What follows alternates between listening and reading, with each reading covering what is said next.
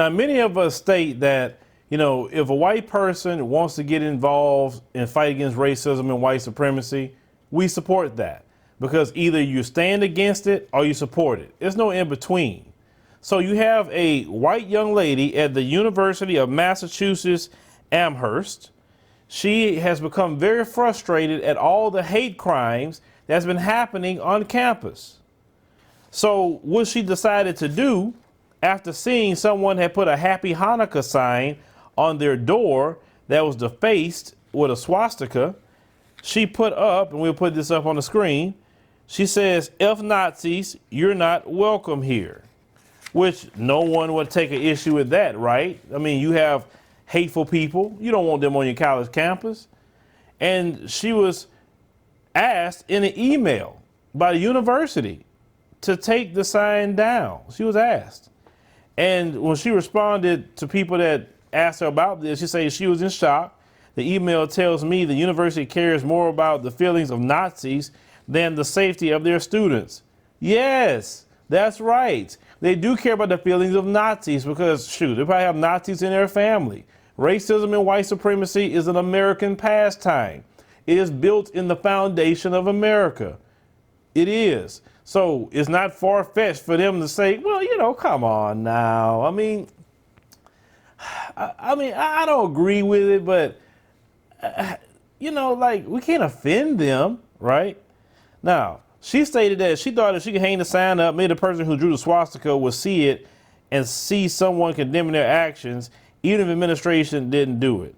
So in the email, a guy by the name of Eddie Papazzoni, sound like an Italian name.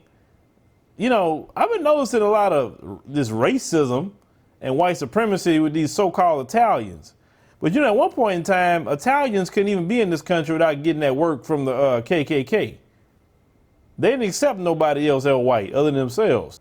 Those Italians, just as much as the Irish and all the other ones, latched on to Martin Luther King and the civil rights movement. Once the civil rights movement was over with, all of a sudden they got their honorary white card. And then black folks, once again, being super Negroes, carrying the line for everybody. Now they calling you N-words and treating you all kind of ways. But if it wasn't meant for the civil rights movement, they wouldn't have got the honorary white card. That is always funny if you know your history. Now, the guy has stated that the sign is permitted under freedom of speech. He can't force her to take it down. But he said that there are some in the community that have expressed that the sign should be taken down as it created mixed emotions in the community on how to proceed. Issues of inclusion. Hold on. He stated this. Issues of inclusion and ability to be active members of their community. So you have to include Nazis. You have to include white supremacists. This is what you have to include.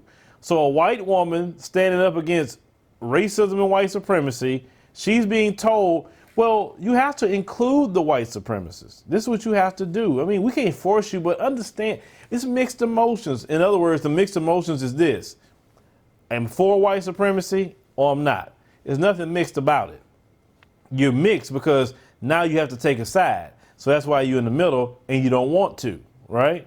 So she was very, very shocked by that. Now, the guy also told her that he asked her to do it because, that all students can be part of an inclusive residential experience as well as having a respectful environment to be here on campus. So he kept pushing the issue with her to take the sign down. So Nazis wouldn't feel bad to see that sign up there. Even though they're terrorizing people on campus, we have to protect the feelings of Nazis. This is, how blatant white supremacist can you be? And I'm glad it's actually a white woman doing it so she can see how treacherous her people are, even to other white folks. Now, she removed the sign later to avoid negative attention and had made plans prior to the sign being posted to move out of the campus housing. So she was ready to go. She was sick of the white supremacists herself, and she would say, I had enough. Now, in a statement on Facebook, the university claimed that the email sent to Parsons was poorly worded and should never have been sent. It also added UMass Amherst emphatically rejects Nazis and any other hate group, a view expressed in the student's sign. However, we are sensitive to the use of profanity, which some could find inappropriate.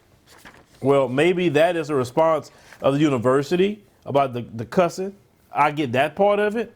But the guy that messaged her, he was having an issue with Nazis not being included. He didn't have an issue with people defacing things and putting swastikas or probably calling black folks the N-word, because you know they were doing that too, right?